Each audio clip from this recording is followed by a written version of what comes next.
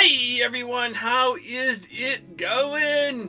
We are live here on YouTube, and in addition to today being the Tuesday, yes, 2/22/22, all those twos are a lot of twos. Today is National Walking Your Dog Day. So yeah, that is just one of those fun holidays that they put on those crazy calendars that no one really knows who got started with making all these fake holidays, but yeah, they are fun to celebrate. So February 22nd is National Walking Your Dog Day, and if one day isn't enough for celebrating walking your dog, the first week in October is National Walk Your Dog Week. Yes, you'll have a whole week in October to walk your dog. So I tried to find out the origin of today's holiday, and a few of the websites say it harkens back to somewhere in the 1960s when Jim Buck became the first professional dog walker in New York City. Yes, back in the 60s, he invented the concept of being a professional dog walker. So one morning in 1964, he got up at dawn to walk the dog of a friend, and by the end of the year he was making more than $500 a week walking other people's dogs. And that's in 1960s money, not today's money. So yeah, making $500 a week in the 1960s was a pretty good income, I think. Not that I had to earn money in the 1960s. And another thing that he had the school for dogs, the Jim Buck's School for Dogs, the first of its kind. It was one part canine training and one part exercise in taking care of the walking needs for his business. And he ran that school for 40 years. Jim Buck passed away 10 years ago in July of 2013 at the age of 81. So I had a dog, and I would say that walking the dog was the best part and the worst part of owning a dog. It was the best part because it was exercise. It got me out of the house. I never had a fenced-in backyard to let my dog out in. We had to go for walks. So we would do 3 walks a day, and I was definitely losing weight after I got started compared to sitting around sitting at a computer desk all day long.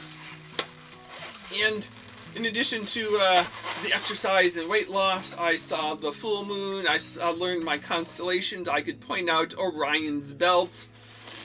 We saw shooting stars. We tried to catch Aurora Borealis and other nighttime features when they were visible. The worst part of walking a dog was walking a dog 365 days a year, or actually 3 times a day, 365 days a year. That my schedule was based on my dog's schedule. When did he need to go out for his next walk? How long has it been? I would use the timer on my watch, and when we went out for a walk, I'd start the timer, so I was less concerned about how long the walk was. Were we going for a 15-minute, 20-minute, 30-minute walk? And more use that just kept the timer running. So I'm driving home from work, and I'm like, I have to stop at the grocery store. What time is it? It's been 11 hours and 23 minutes since my dog's been out. Do I have time to hit the store, or should I go home first and take him for his walk and then go back out to the grocery store? It was very repetitive going for walks. I love variety, and the basic variety option I had for the dog walks was walk clockwise or counterclockwise around the block. Which way will we go this time? When he was young and healthy, we would go for about a mile walk, which is about 10 city blocks.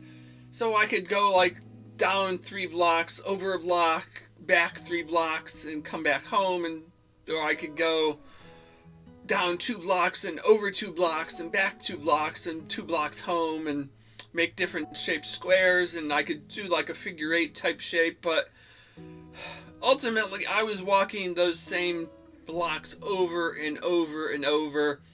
We were out on the coldest days of the year. We were out when the sprinklers were just getting started in the morning. We were out late at night. Yeah, I know we did some 3 a.m. walks. He never liked thunder and lightning, so I had to accommodate his panic attacks of not wanting to go out when there was during a big storm, and then when the storm dies down, finally get the chance to take him for his walk. Yeah, I accommodated his schedule. His schedule was my schedule. The last 2 years would have been an ideal time for me to have a dog because I've been home a lot more. I would have had the times for the walks and not had to rely on my stopwatch to see how long it had been since we had gone for our last walk. I was home enough that I wouldn't be away from the home for 12 hours straight.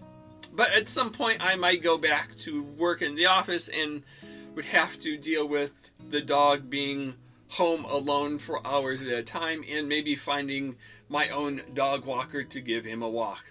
So this is our balloon dog for today. He's a blue and purple dog. Yes, I don't know too many dogs that are blue and purple, but they are more fun when they're colorful. So until next time, see you later. Alligator. After a while, crocodile. Thanks for watching.